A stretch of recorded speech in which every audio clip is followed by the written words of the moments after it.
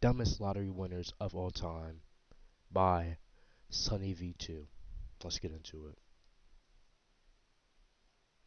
From accidentally throwing a £3 million lottery ticket in the bin to In the spending an bin. entire $16 million prize in under 90 days. These are the absolute Yeah, look dumbest at him. You lottery can tell winners he's of all stupid. time, beginning with Nah, I'm playing. Jose Antonio Cuartoc, who almost lost his entire lottery fortune after getting someone else to claim the money for him. You see, when What? Jose won the $750,000 jackpot back in 2010, he was living in the US illegally, so Jose asked his boss to claim the prize on his behalf, as he feared he couldn't claim the money without potentially facing legal trouble and deportation. This worked out perfectly until Jose's boss began to falsely state that he was the one who had actually purchased the ticket. Taking legal action against his boss was risky, given Jose wasn't supposed to be in the country at all. However, given he Don't trust people, man. I mean, if you're doing that, I wouldn't trust like my boss or something. I know he probably didn't have family or something out there, but I wouldn't trust my boss, you know?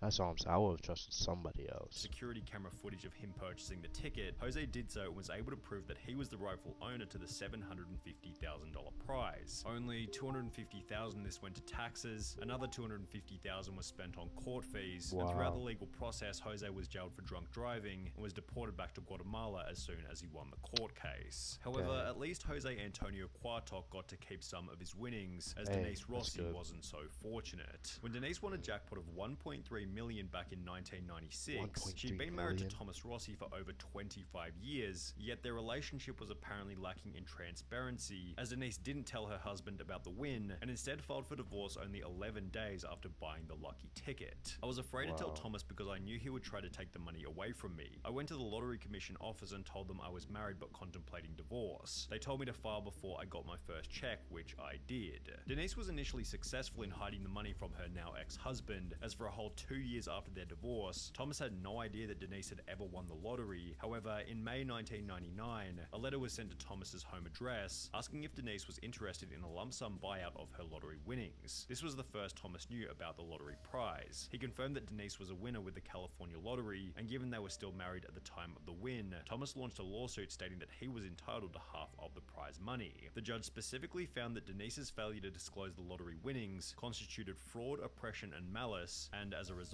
the trial court awarded Thomas 100% of the lottery winnings, 100%. which left Denise with less than nothing, considering she also had to pay for her own legal fees. However, Denise's loss of $1.3 million was still nothing in comparison to Evelyn Adams. Dubbed the luckiest woman in America, Evelyn Adams became the first person in human history to win the lottery twice, initially for $3.9 million in October 1985, before winning another $1.4 million only 4 months later.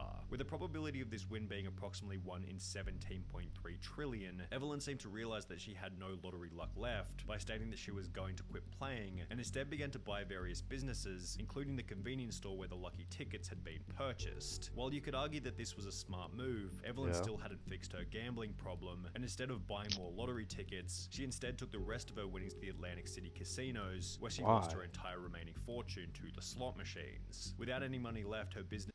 No way you lose, what was it, $5 million? You lose that in gambling?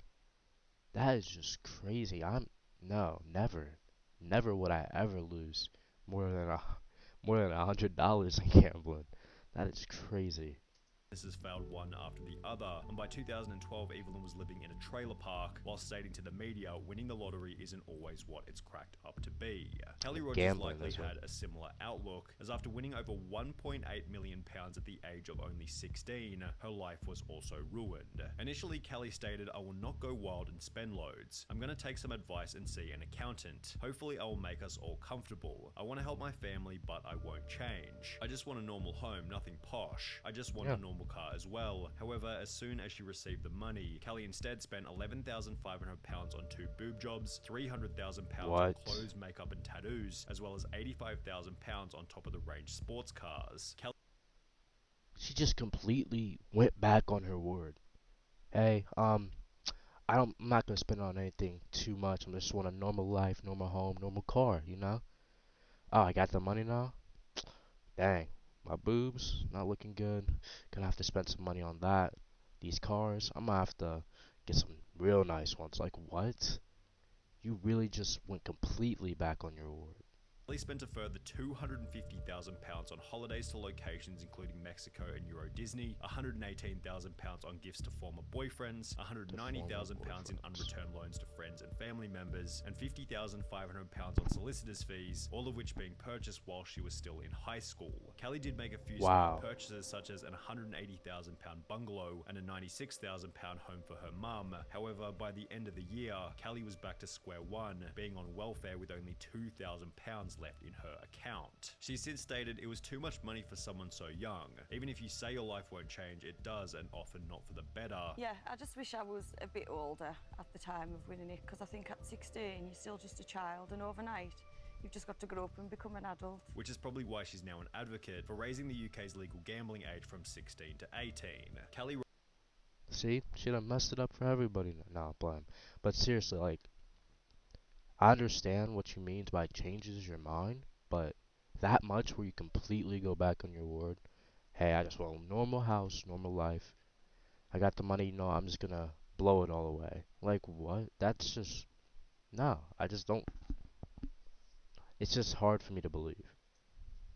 Rogers certainly spent her money poorly. However, at least she had Very. the chance to spend it, as 25-year-old Amanda Clayton from Detroit was no longer alive by the end of her spending spree. When Amanda won the $1 million jackpot back in 2011, it seemed as though her life had been changed overnight. However, her win quickly became controversial after the media learned that she was still collecting food stamps and benefit payments despite having won the lottery. Detroit woman is now the second lotto winner in the state to keep taking food stamps after hitting it big. And Amanda Clayton, who won $1 million and took home a $700,000 lump sum. The 24-year-old says even though she now owns 2 homes, she figured she was still allowed to use a bridge card. After being confronted about the behavior, Amanda had the following to say. I thought that they would cut me off, but since they didn't, I thought maybe it was okay because I'm not working. And shortly thereafter, she was charged with 2 felony counts of welfare fraud and was ordered to pay back the $5,500.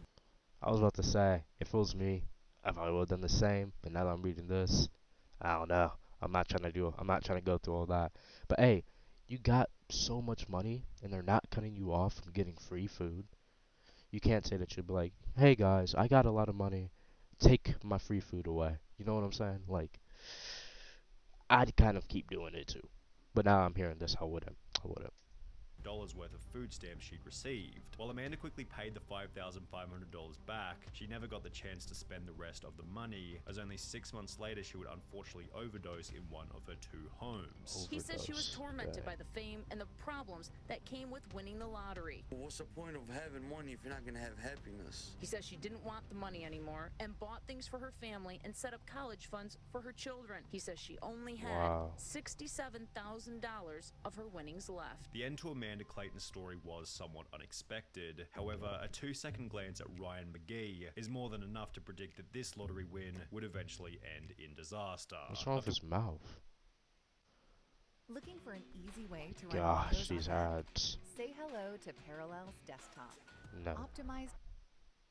After winning £6.4 million back in 2008 at the age of 27, Ryan was placed on the Sunday Times Top 100 Rich list for young people. He purchased a luxury mansion in his home country of Ireland, which featured 5 bedrooms, an indoor swimming pool, a full champagne bar, and a 2-car garage where he kept his brand new Ferrari 458 Italia. However, as you might expect, this is where things began to go terribly. Only 3 years after buying the Ferrari, Ryan slipped off the road, crashing the car into a field, mainly because he was driving in the snow. Locals were amazed Ryan was driving the Ferrari in that weather, especially when he had a more suitable Range Rover he could use. The Ferrari was... So you're telling me he was like, dang, it's snowy outside. I have this other Range Rover, but you know what? The Ferrari's gonna look good in the snow. Not understood to be running on winter tires, which, while costing around £4,400, hugely boost grip and handling in icy conditions. Ryan's property development business then dissolved, which was accompanied by a divorce from his wife and the sale of his luxury home. Then, 2 years later, Ryan McGee was pulled over driving an uninsured Ford Focus without a license. However, the most interesting part is that he had to claim legal aid, which is a service for those who are unable to afford a lawyer. Now, Ryan McGee was a complete idiot with his money. However, he still looks like Albert Einstein when compared to Martin Tott. When Martin and his wife Kay won £3 million back in 2001, they didn't go in to claim the prize because, well, they had no idea that they were winners. They'd purchased a ticket in passing, completely forgotten about it, and would only come to realize that they were the winners after hearing about the unclaimed prize over 6 months later. The main problem was Wow. that at some point, the ticket had been misplaced or thrown out completely. Despite frantically searching, the pair couldn't find their ticket, but were sure they had won because the jackpot numbers matched the ones they used every week. Computer records in their local Londis proved Kay really had purchased the ticket, and the thrilled pair rushed to tell lottery organizer Camelot to claim their prize. But they fell victim to a little-known rule, stating lost tickets must be reported within 30 days. After 45 days of deliberation, Camelot told the devastated couple that they would not be collecting the jackpot, and as a result, Wow. the couple's marriage eventually came to an end. We'd only known each other for 2 years, and the lottery ordeal quickly highlighted our differences. All Yeah. we did was bicker. Sadly, both of us agreed we should split, and Kay moved out. Martin seems to have convinced himself that losing the ticket ended up being a good thing, having stated, "For a long time I lost sight of who I was and what I believed in, but I can honestly say I'm glad I didn't get the $3 million now. There is no guarantee it would have brought me happiness, and if there's anyone else who would have agreed with this statement, Yeah, it definitely you would have might be been the right. most miserable lottery winner of all time, William Post." I would cry all William year won a though. $16.2 million jackpot back in 1988. He had just $2 and Did you just say 16 million? would have been the most miserable lottery winner of all time, William Post. When William won a $16.2 million jackpot back in What? 1988, he had just $2.46 in his bank account and was able to purchase the lucky ticket by selling a ring for $40 to a local pawn shop. This, in conjunction with the time Wow. he'd spent in jail for cashing invalid checks, highlighted William Post's awful money management skills and acted as foreshadowing for how poorly his lottery win was eventually going to be spent. Only 84 days after receiving the $16.2 million, William Post had spent the entire fortune on a boat, a lease for a restaurant in Florida, a used car lot, as well as a private jet. However, even after all of the money had been spent, Post took on a further $500,000 loan to purchase a mansion in Oil City, Pennsylvania. The problem was that William hadn't actually purchased the original ticket himself and had rather given the money to his girlfriend who had bought the winning ticket for him. Because of this, she was able to successfully sue him for 1/3 of the winnings, meaning that Post now owed $5.4 million to his ex-girlfriend from the $16.2 million that he no longer had. Since Wow. Post was unable to make this payment, the judge ordered that his bank account be frozen until he was able to come up with the money. However, before he was able to sell enough stuff to pay the $5.4 million, William was arrested and ordered to serve a 6 to 24-month prison term for an assault charge from 6 years prior. Toward the end of What? his Oh life, my Post was God, on he's his just 7th unlucky. marriage with over $1 million in debt and was getting by on food stamps and a job paying $450 per month. However, William Post still doesn't have the craziest lottery win story of all time. It's crazy. Money's kind of like food. You can't give somebody that hasn't had food for a long time a whole bunch of food because they'll get sick. Just like you can't give a broke person a whole bunch of money at one time or they're just going to spend it all. I mean, that's just what I came up with in my head. I don't actually know. I mean, shoot, if you gave me a whole bunch of money, I'm not going to say I'm going to be like that. That title goes to Andrew Jackson Whitaker, whose life would change forever after winning $315 million back in 2002. Unlike almost Gosh. everyone else in this video, Whitaker was actually quite successful prior to winning the lottery, having built up a net worth of over $17 million with the assistance of his construction company. And while this would imply that he was in a position to manage a large lottery win, this isn't what would happen. Whitaker instantly donated 10% of the winnings to churches, Christian groups, and spent a further $14 million establishing the Jack Whitaker Foundation, which provided free food and clothing for low-income families in West Virginia. Wow. Obviously, you're doing God's work with all this money. Yes, Yeah. I am. I'm helping a lot of people, and I plan to help a lot more. He then drove back to the convenience store where he Good had purchased man. the ticket before giving the clerk a $44,000 check, a $123,000 house, and a brand new Jeep Cherokee, which was followed by Whitaker buying himself a Lamborghini, in which he'd drive around his Wow. neighborhood throwing money out of the window. After Alright, flaunting this now. wealth, his Lamborghini was broken into, where thieves stole $545,000 in cash. However, this apparently Why'd you have wasn't that much much of in a your wake-up car? call, as his car was then broken into for the second time, resulting in the loss of a further $200,000 cash. How much money are you holding in your car? Like, I'm about to have to rob your car, honestly. If you just have all that money just sitting in your car, then, I mean, yeah. Who's trying to go with me? Oh my gosh. Whitaker's granddaughter passed away, his daughter then passed away, which was followed by a divorce with his wife. And now you've lost your granddaughter, you're about to be divorced from your wife. Where does this ever end? Leading him to state that he had lost everything. I pretty much lost everything I held dear in my life. You got lots of money. Money has never meant anything to me. You have to have money to exist in this world, but money doesn't rule the world. Money is not what makes people happy. And that he wished he had never purchased the lottery ticket in the first place. My wife had said she wished that she'd torn the ticket up. Well, I wish that we had torn the ticket up too. I just don't like what I've become. That's just sad, man. That's really sad. I mean, it's not like he was an idiot about. I mean, he wasn't really an idiot about it. From Chrome to Opera He GL. spent his money in a good way, except for the fact that he left so much in his car.